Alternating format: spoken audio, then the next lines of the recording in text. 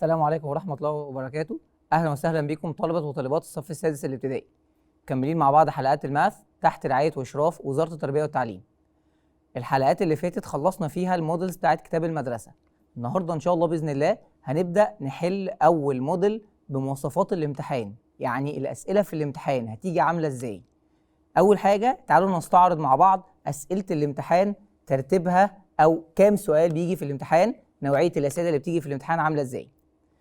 أول حاجة عندنا exercise بيكون choose، بيكون 13 أو 14 point، تمام؟ بعديها 7 exercises complete، بعديها 3 أو 4 essay problem. يعني إيه essay problem؟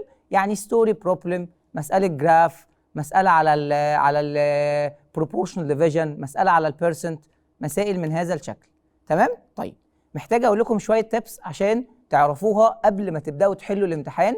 محتاجين ان احنا نركز في كل سؤال جدا، نقرا السؤال لاخره، ما نستعجلش في الاجابه. كمان ان احنا نقرا التشويسز اللي عندنا، ما نتلخبطش. احيانا التشويسز كلها هتكون بتنفع في تريكي كويستشنز، لازم اقراها كويس قبل ما احل. اوكي، تعالوا نبدا نشوف موديل الاكزام اللي زي الامتحان هيجي لنا عامل ازاي.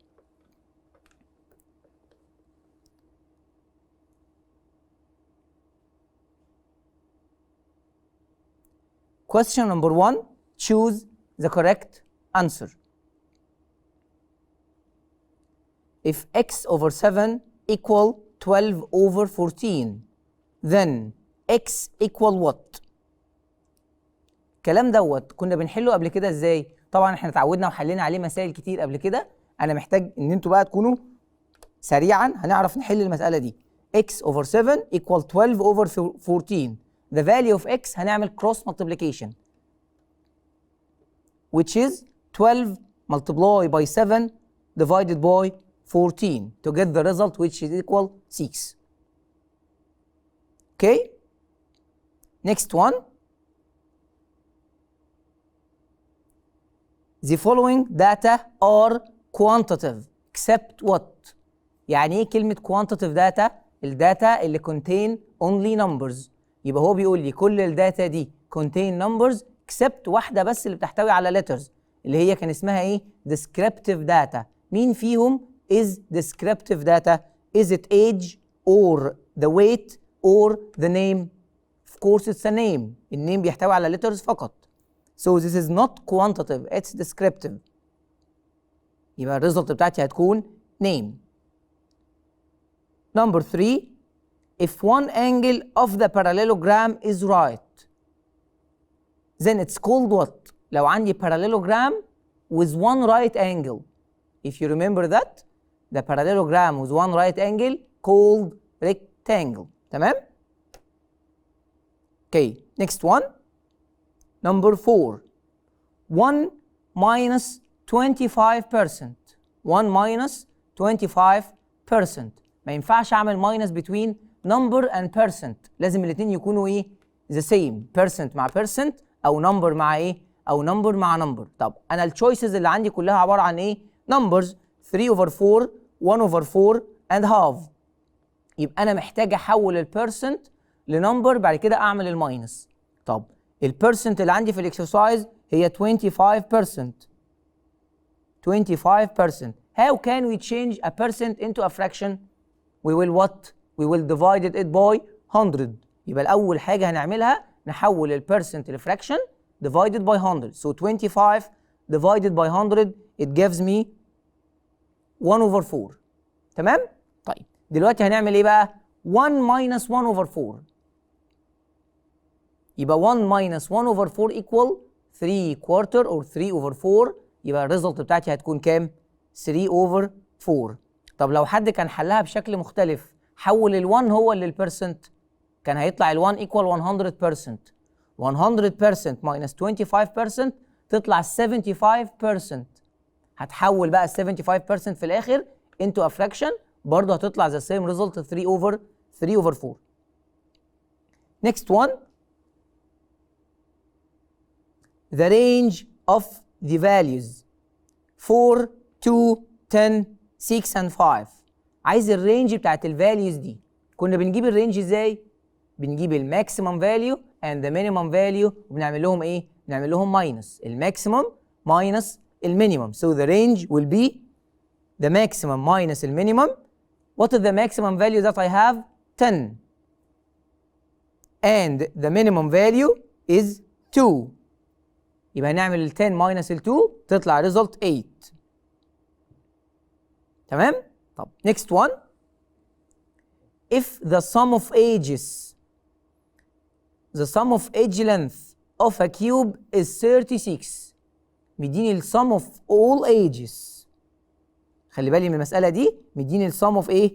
sum of all ages equal 36. مديني ال sum of all ages. طب if I want to find only one age to get the volume أنا محتاج age واحد بس، هنعمل إيه؟ برافو، هنعمل ال 36 اللي هو مديهاني divided by كام؟ divided by 12. يبقى 36 هنعمل لها divided 12 it gives me 3. بس ال 3 دي مين؟ هي الإدج الواحد، يبقى الإدج الواحد إدج الواحد equal كام؟ equal 3. أنا محتاج أجيب الفوليوم، يبقى هنعمل إيه؟ 3 times 3 times 3. 3 times 3 times 3 equal 27. يبقى الفوليوم equal 27 كيوبيك سنتيمتر. تمام؟ اكسرسايز زي ده بيتحل على 2 ستيبس. بعضنا بيتلخبط واول لما يوصل لل 3 دي الانسر بتاعتي، لا انا محتاج الفوليوم مش محتاج الايدج الواحد. جبت الايدج اعرف اجيب الفوليوم ايدج تايم اتسلف تايم اتسلف. next one.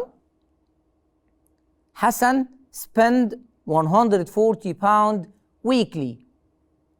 Then the rate of what Hassan spend in a day pound in a day. يبقى انا دلوقتي غيرت اليونت الثانيه من week لداي. هنعمل ايه؟ الويك how many day equal 7. يبقى انت هتعمل 140 divided by 7 it gives you what 20 pound. تمام؟ يبقى هنا نخلي بالي من اليونتس كويس جدا، نقرا اليونت. احيانا بيبقى اللخبطه كلها في الاكسرسايز هو different unit، لازم كلها تخليها same unit. يبقى الويك to change it to be a day نعمل ايه؟ time 7 او الويك equal 7 days. okay. next one. number 8. choose the correct answer. 12,000 cubic centimeter equal how many liter. تعالوا نراجع مع بعض. هو الليتر ده شبه مين في اليونتس اوف ذا فوليوم؟ الليتر هل هو شبه الكيوبيك متر، كيوبيك ديسيمتر، ولا الكيوبيك سنتيمتر، ولا الكيوبيك مليمتر؟ ليتر يونت كبيره شبه الكيوبيك ديسيمتر. برافو. طب انا دلوقتي عايز اعمل تشينج من كيوبيك سنتي لكيوبيك ديسيمتر، من صغير عايز اروح لليونت الكبيره. هنعمل ايه؟ divided by 1000. يبقى الريزلت بتاعتي لازم اعمل divided by كام؟ divided by 1000. the result will be 12 liter. تمام؟ طب number 9. 2 over 5 to 1 and 2 over 5. مديني ratio between two fraction. I need to put it in the simplest form. طب ازاي نعمل الريشيو between fraction and mixed؟ ما ينفعش، لازم احول الميكسد نمبر into a proper fraction. فاكرين طبعا من primary 4 و primary 5 how can we convert any mixed number into improper fraction. هعمل ال 1 this one I will multiply it by 5 then add the result to 2. تمام؟ يبقى 1 and 2 over 5 equal 7 over 5. عملنا 1 multiply 5 equal 5. 5 plus 2 equal 7 وال5 اللي في الدينومينيتور هتنزل زي ما هي. طيب كده انا حولت الميكسد نمبر into a proper improper fraction. دلوقتي نكتب الريشيو بتاعتي بشكلها الاولاني 2 over 5 to 7 over 5. طب هنا المسألة easy question عشان أنا عندي الدينومينيتورز are the same. denominators are the same. ال5 وال5 أقدر أكنسلهم مع بعض، يبقى أنا كده جبت الإيه؟ جبت الفاينل ريزلت صح. طيب يبقى كنسلنا ال5 مع ال5 the result will be 2 to 7. 2 to 7. طب تعالوا بقى ننسى شويه الاكزام دوت. طب لو التو denominators are not equal، لو ما كانوش equal في الاكسرسايز، اعمل ايه في الاكزامبل ده؟ تعالوا نحلها مع بعض على البورد.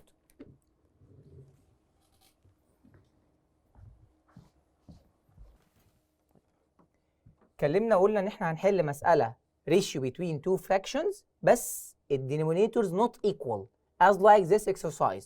This exercise بيقول لي put in the simplest form 2 over 5 to 4 over 3. طب هنعمل ايه في فراكشن زي ده؟ قلنا قبل كده بنعمل cross multiplication، بس ببدأ بال 3 تايم لل 2. يبقى نعمل ال 3 multiply كام؟ 3 multiply 2 equal 6. نكتب ال 6 تحت الفيرست فراكشن. تاني حاجة بعمل ال 5 multiply باي كام؟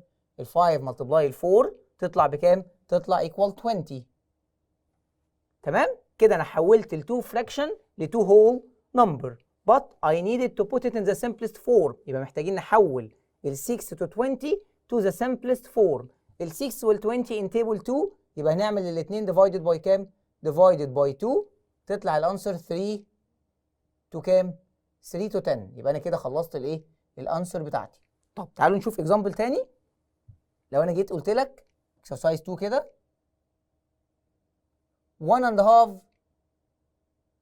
to 7.5 1 and a half to 7.5. طب انا محتاج الميكسد نمبر احوله لفراكشن وفي نفس الوقت الديسيمال احوله هو كمان لايه؟ لفراكشن. طب 1 and a half if I want to convert it to be a fraction قلنا هنعمل ال 1 multiply by 5 والريزلت هنعمل لها ايه؟ هنعمل لها plus 1. 1 multiply 2 equal 2 2 plus 1 equal 3. يبقى الانسر هنا تكون كام؟ 3 over 2. يبقى انا حولت ال 1 and a half into an improper fraction. طب 7.5 عايز احولها هي كمان لفراكشن، ده معناها 15 over 2. تمام؟ حولت الميكسد لفراكشن، حولت الديسيمال لايه؟ لفراكشن. طلع ال two denominators are the same. I can cancel them and the result will be 3 to 15 and I can put it in the simplest form now. 3 and 15 in table 3, so I will divide them by 3. 3 divided 3 equals 1 and 15 divided 3 equals 5. يبقى الريزلت في الاخر هتكون ايه؟ 1 2 5. تمام؟ طب تعالوا نكمل مع بعض بقيه الموديل.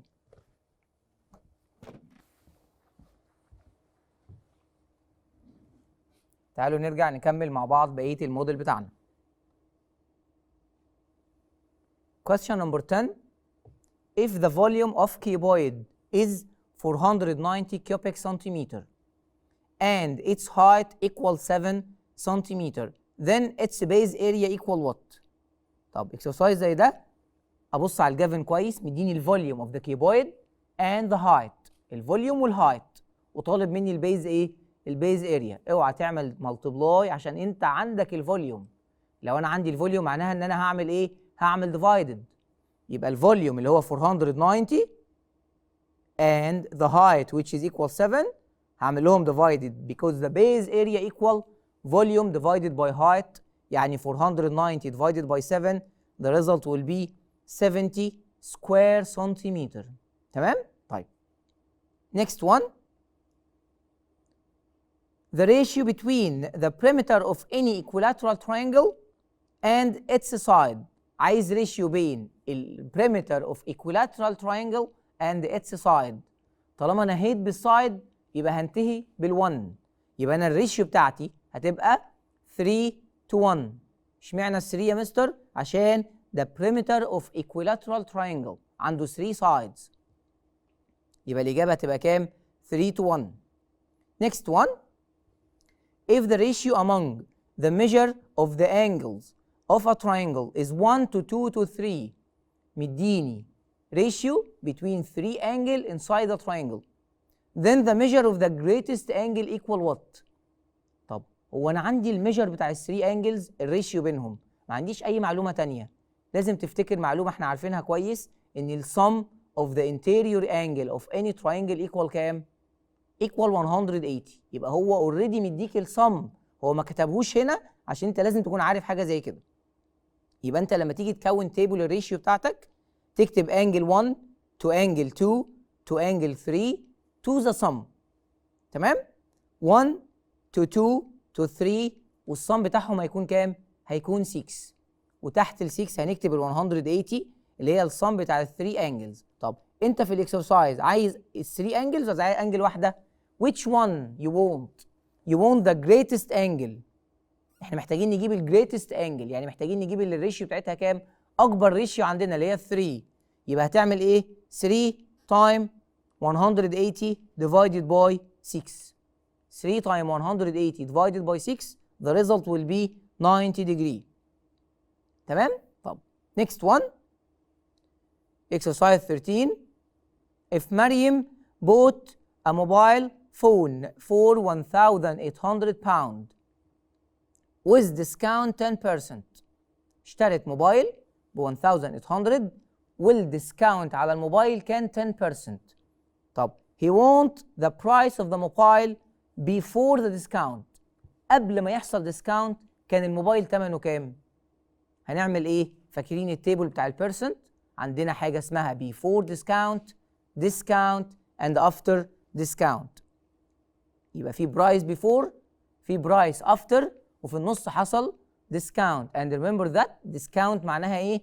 معناها minus. طب تحت البيفور there is 100%. يبقى تحت كلمة before هنكتب 100%. طب تحت الديسكاونت هنكتب ال 10% عشان هو مديني الايه؟ الديسكاونت في الاكسرسايز كان 10%. هنعمل لهم ماينس عشان اجيب البيرسنت افتر ديسكاونت هتكون كام؟ هتكون 90. يبقى كده اللاين الاولاني كله انا خلصته، كتبت ال 100 من عندي عشان انا عارف ان دايما البيرسنت بيفور بتكون 100. كتبت ال 10% من الاكسرسايز، عملت ماينس عشان اجيب الايه؟ عشان اجيب ال 90. طب انت مديني ايه تاني في الاكسرسايز؟ البرايس افتر ديسكاونت اللي انا دفعته كان البرايس افتر ديسكاونت. يبقى هكتب ال 1,800 افتر ذا ديسكاونت يعني تحت ال 90. وبعد كده نعمل كروس مالتيبليكيشن تو جيت ذا برايس بيفور ذا ديسكاونت. الكروس هيتعمل ازاي؟ هعمل ال 100 تايم 1,800 divided by كام؟ divided by 90. يبقى price before discount as we said equal 2,000 pound. يبقى هو البرايس قبل الديسكاونت كان 2,000. وتلاحظ ان دايما اكيد اللي قبل الديسكاونت اعلى من اللي بعد الايه؟ من اللي بعد الديسكاونت. تمام؟ ما تنساش بعد ما تحل تختار الاجابه بتاعتك، ما تسيبهاش تايهه في الايه؟ في الستبس اللي انت عملتها. خلصت لازم ارجع اختار التشويس بتاعي الصح. كده خلص question number 1. هنبدأ question number 2. complete. number 1 if the drawing scale less than 1. لو drawing scale أقل من 1 ده معناه إيه؟ drawing scale أقل من 1 ده معناه إن الحاجة عملنا لها minimization. عملنا لها إيه؟ minimization. طب في كلمة تانية بتساوي كلمة minimization اللي هي ايه؟ reduction. minimization او reduction عشان لو جات لك في تشوز تعرف ان minimization هي reduction. طب عكس الكلمتين دول لما يكون الدروينج سكيل اكبر من ال1 ليها 3 معاني: maximization, magnification and enlargement. يبقى ال3 دول عكس الكلمة اللي احنا كتبناها دلوقتي اللي هي minimization. number 2 the form of equal ratios 2/3, 4/6, 8/12 is called what؟ لما يديني ratios are equal. فاكر الديفينيشن بتاع الحاجة اللي كانت بتقول لي هي equality between ratios، equality between two ratios or more which is proportion. يبقى الريزلت هنا أو الأنسر بتاعتي هتكون إيه؟ proportion. This is the definition of the proportion. تمام؟ طيب next one if A to B equal 1 to 2 and B to C equal 2 to 5 then A to C equal what؟ حلينا الاكسرسايز ده كتير قبل كده. محتاجين ايه؟ مديك ريشيو بتوين تو نمبر وريشيو بتوين تو نمبر تانيين، او واحد منهم كومن اللي هو البي. انا محتاج اجيب الريشيو بين الاي والسي. هنعمل ايه؟ اول حاجه لازم تجيب الريشيو بتوين الثري نمبرز ان وان لاين. هنجيب الريشيو بتوين ذا 3 نمبرز ان وان لاين، يعني معنى كده لازم اكتب A to B to C. طيب اول لاين A to B equal 1 to 2، يبقى تحت ال A كتبنا ال 1 وتحت ال B كتبنا 2. اجي في لاين تاني اكتب الريشيو التانية اللي هي B to C 2 to 5، يبقى تحت ال B اكتب ال 2 بس في لاين تاني، وتحت ال C اكتب ايه؟ اكتب 5. تمام؟ يبقى انا كده بحل المسألة دي تقريبا على 3 لاينز. اول لاين كتبت فيه الريشيو الاولانية، تاني لاين كتبت فيه الريشيو التانية، تالت لاين بجمع فيه الريشيوز الاتنين. بس ده طبعا كان ايزي كويستشن عشان البي ار ذا سيم، يبقى الاي والسي doesn't change، الاي والسي مش هيتغيروا، يبقى الريزلت بتاعتي هتكون كام؟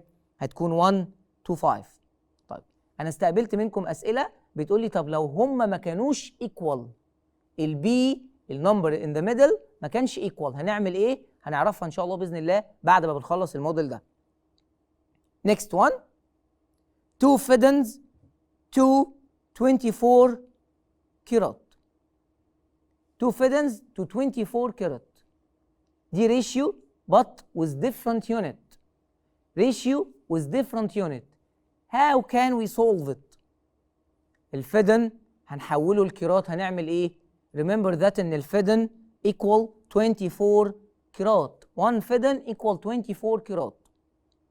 So we will make 2 times 24 الأول عشان أحولها هي كمان لكيرات، هتطلع 48. يبقى كتبت 48 كيرات to 24 كيرات. طيب دلوقتي كنسلنا الكيرات مع الكيرات، هتبقى 48 to 24 ونعمل لها سمبليفاي. في ناس عارفة إن ال 48 equal دبل ال 24، يعني الاثنين انتبل 24. دايركت ممكن من اول ستيب اعمل الاثنين ديفايدد باي 24. لو انت مش عارف هتعمل لها ديفايدد 6 او ديفايدد 8 على حسب ما انت حافظ التيبل. بعد كده تعمل تاني ديفايدد باي 2 او باي ايه النمبر اللي هيطلع تاني. في الاخر السمبلست فورم هتكون كام؟ 2 to 1. يبقى تكتب الانسر بتاعتك 2 to ايه؟ 2 to 1. Next one. If the range of the values 50 and the range of the values equal 50.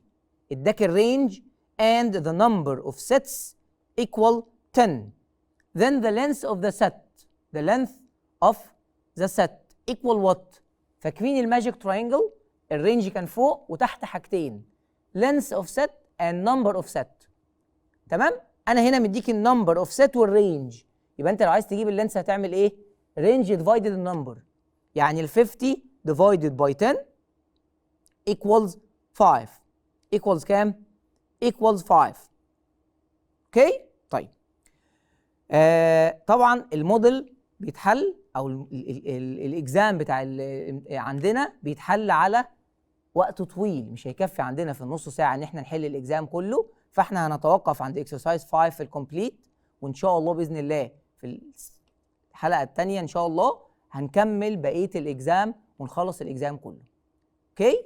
اتمنى لكم التوفيق واشوفكم على خير.